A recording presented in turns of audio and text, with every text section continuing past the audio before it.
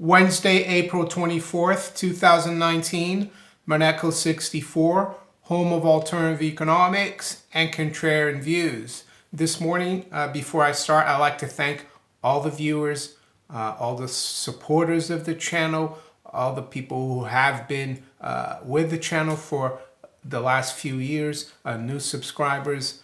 Yeah, without you and your interest, I wouldn't be here talking about what I do. Economics, the monetary system, the markets, precious metals. Before I start, I'd like to say I'm drinking my coffee off the End the Fed mug today, and I'm going to be partly speaking about central banks today. So if you're interested in one of these mugs, go down to the description. I have a Teespring store, maneco 64, if you like to purchase one. It helps the channel. So today I want to talk about the big obese stock market bubble that's developing right now, and also about central banking, how it's a scourge really. Central banking is the root of, in my opinion, all the problems we have in society. I'm not saying without central banks there wouldn't be problems, but it accentuates everything. And why do I say that? Well, because money is half of all commercial transactions everywhere in the world. Whatever you buy or sell, money changes hand.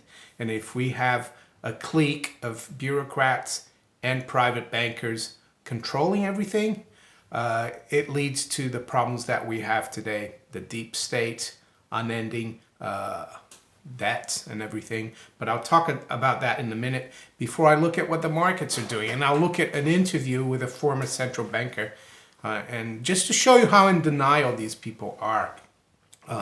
You know, they know what the problem is, but say, oh, we can't solve it though. Anyway, it's a little later today. It's just past 8 a.m. London time. Let's see what the markets are doing. We got spot gold, 1270 is down just about $2. The high's been 1272.60. The low 1268.68. Yes, of course, yesterday, right after the COMEX regular hour open, the markets dumped massively. Well, that's normal. Paper gold and paper silver, right? That we know that that's what's traded. It's not real physical gold, and that's how they control the price.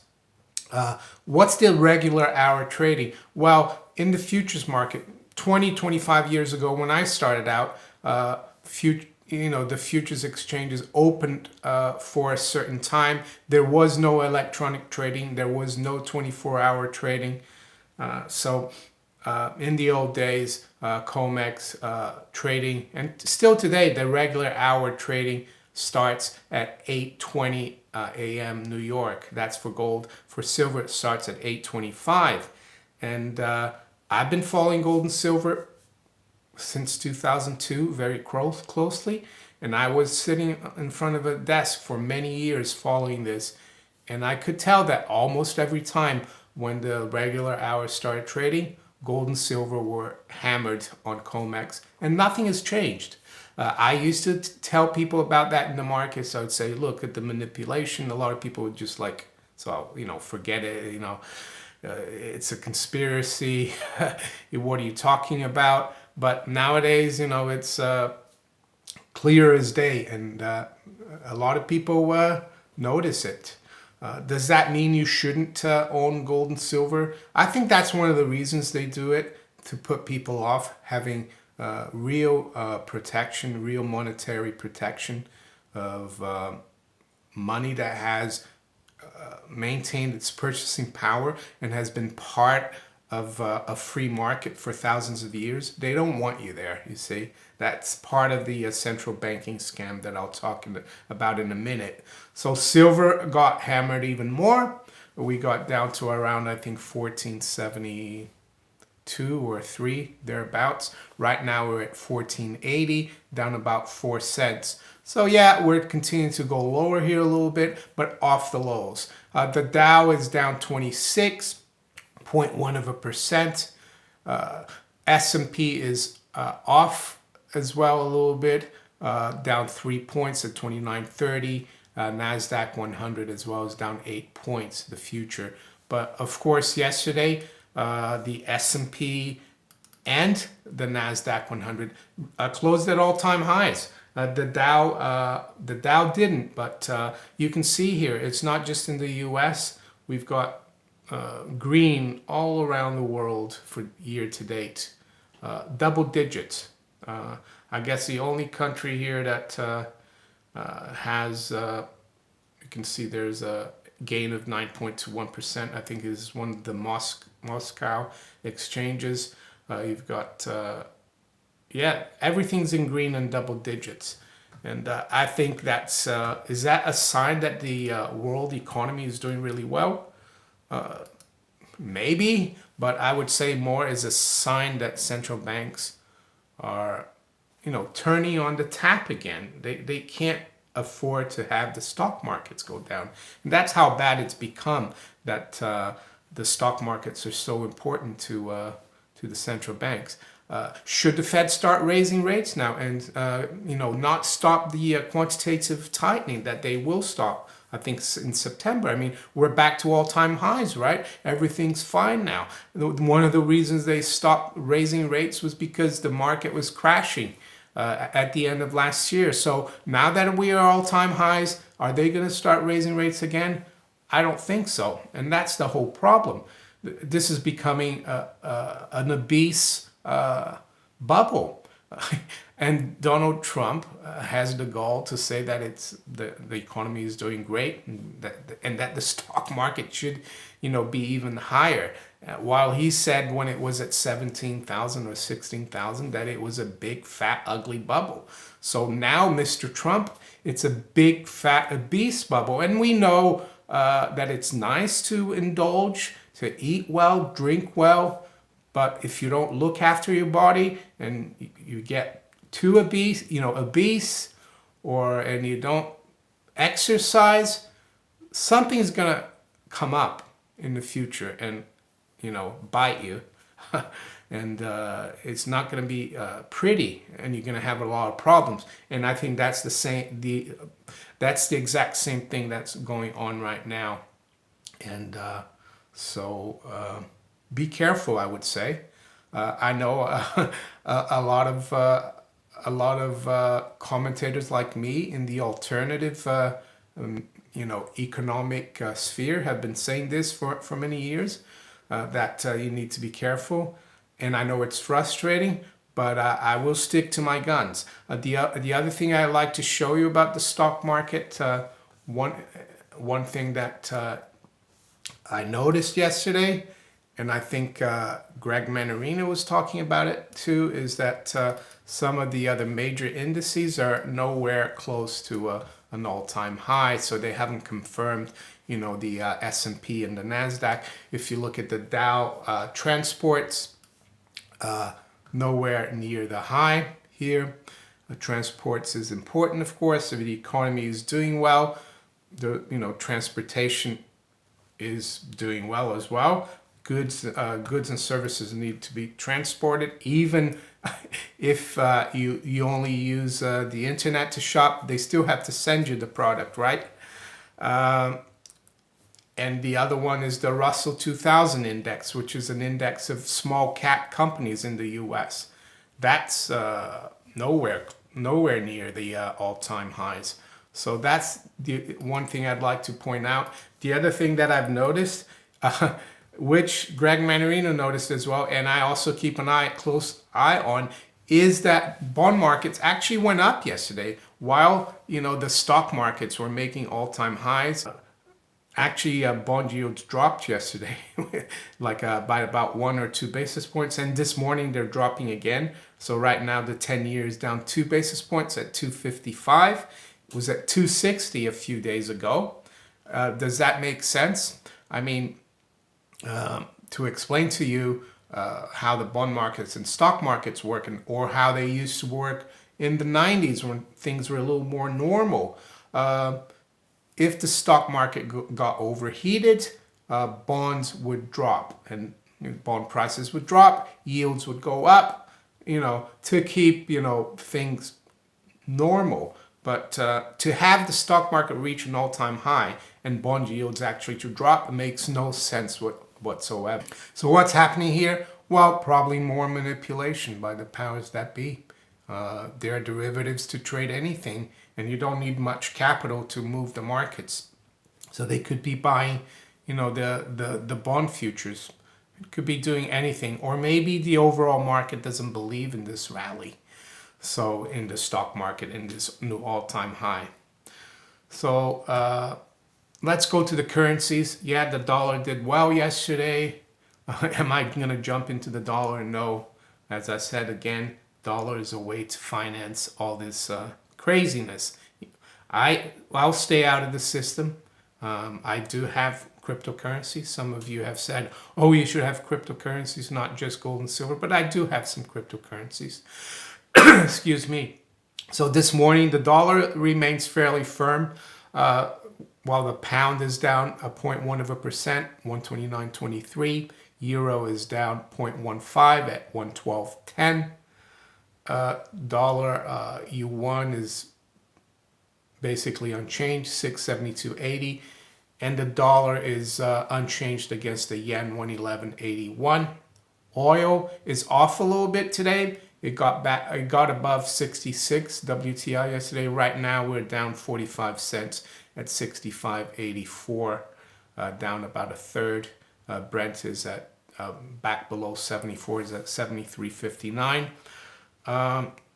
And what else? Yeah, at the bond yields, I told you where they were already. So what about central banking? As I said before, I think central banks are the main problem. If we could end central banks, it would be a great thing. Central banks create moral hazard because they backstop commercial banks. That was their original job, the lender of last resort. Why should private companies have a lender of last resort backed by the taxpayer? Should I have a lender of last resort here at Maneco 64? Should all YouTube creators or any creator anywhere online have like a government agency that helps them if their revenues go down and they've overextended themselves? That's what central banks are. So how do we, how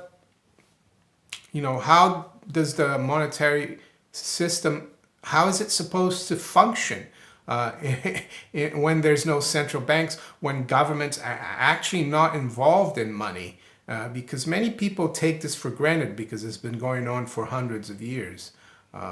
Well, it's called the free market. And that's how people control the monetary system, through every individual's decision about what to use as money, how much money to make available for banks, if there are banks out there who want to maybe act as intermediaries. The individuals make decisions of how much money maybe they might want to lend to a government. If a government is being too profligate, they will decide to not lend money and interest rates will go up. And that's how it should be. And we wouldn't have had all the major wars and all the endless, wars that we're having now since 2001 if we didn't have a central banking system. We wouldn't have the swamp at Washington, D.C. We wouldn't have, the swamp in Westminster as well, or in Brussels. It would all be controlled by the people. And this doesn't mean that we have a central bank controlled by politicians that are elected by us. No, we have no central banks at all. We control the market ourselves by our own individual actions in the free market, and that's how it should be. So what about the deluded central banker? Well, one of the people I follow on Twitter, she also follows my videos sometimes. She put something on Twitter, a story on Finanz und Wirtschaft, which is a Swiss business paper. It is in English. You can have the English version. And they interview William White here, former chief economist of the Bank for International Settlements, or BIS. Sees the world in a debt trap. He calls for a global monetary system that disciplines national central banks. Well, that's like calling for a global, for a world drug system that disciplines drug addicts, right? We shouldn't have national central banks, Mr. White. He's a former chief economist for the BIS. I think he's Canadian.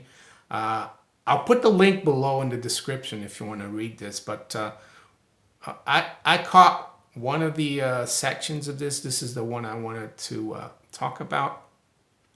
And a lot of the things he says are right, but he doesn't go for the solution. In my opinion, that is no central bank, right? Or no free market in money, which usually evolves into gold and silver. Maybe it could evolve into cryptocurrencies, but to all those who are into cryptocurrencies, and I am as well, we need to admit to ourselves that gold and silver have a track record of thousands of years. Cryptocurrencies, a decade. So let's keep that in mind. So this is the interviewer from Wirtschaft, Finanz und Wirtschaft. Or that actually means finance and economics. How could the global monetary system be put on a more stable footing? Mr. White answers, the fundamental problem is that we do not have a global monetary system. I agree with him. We have a monetary non-system in which central banks do what they want. The manifestation of this is the explosion of their balance sheets. What does explosion of their balance sheets mean? Well, explosion of money printing, right? And the thing is, we have all the tools to have a system, but we don't have a system, right? What I think we should have is actually a non-system, a free market system, which is what we should have. But these people, of course, they don't trust the free market. They think that a few bureaucrats and politicians should be in charge of everything. So the interviewer asks, what do you suggest? So he says, I don't want to go back to the gold standard, but at least it was a set of rules that made sure individual countries could not do things that were harmful to themselves and also to others. There you go. We need a system that stops countries from letting their central bank's balance sheets explode. Well, I'm sorry, Mr. White, that is the gold standard. You actually say that the gold standard stops that, but you don't want to go back to it. Well, why doesn't he want to go back to it? Because people would realize that we don't need central banks. That, the free market will decide what to use. The free market will impose the discipline on banks or lenders or speculators or governments. That's the thing. They want to keep control of these people. They're globalists. They don't believe in free markets. This guy, of course, is part of that clique. Even though he's what you would call controlled opposition. He talks about all the right things, he looks at all, sees all the symptoms of the problems. He's honest, but when it gets to be totally honest, he stops at it. So there you go. That's why we need to end the Fed. Everything else, what's happening, politics, Brexit, everything else is a distraction. The most important thing is that we get a system of free market where people control the money. We don't want to leave the money to the control of the bankers because we know what they think about that. Some very famous banker in the 19th century whose name starts with an R, right, said, give me control of a country's money supply and I care not who makes the laws. So that's what I'm saying. Everything is a distraction in politics. We need to go back to non-central banks. That would be revolutionary, of course, especially in Europe. We've had central banks in the UK since 1694, Bank of England. In the US, we've had central banks for almost 200 years. I know the Fed's only just over 100 years, but there were central banks before that. So yeah, that's why I make these videos, because I want to expose the real problem. Well, the real institution that accentuates the problems, in my opinion. I'm not deluded that we could have a perfect world or utopia, but we could have a fairer world where the people and the free market, under the rule of law, control money. They control everything else, like it should be. And why do bankers want control? Well, because they don't like competition. And that's what central banks do. Central banks thwart competition. So that's enough for today. If you enjoyed this video, make sure you give me a thumbs up. If you haven't subscribed yet and you enjoy my videos, think about subscribing. Make sure you hit the little notification bell above to be notified of my new videos. You can also follow me on Twitter, Steemit, and on DTube. I wish you all a great day. Take care. Bye.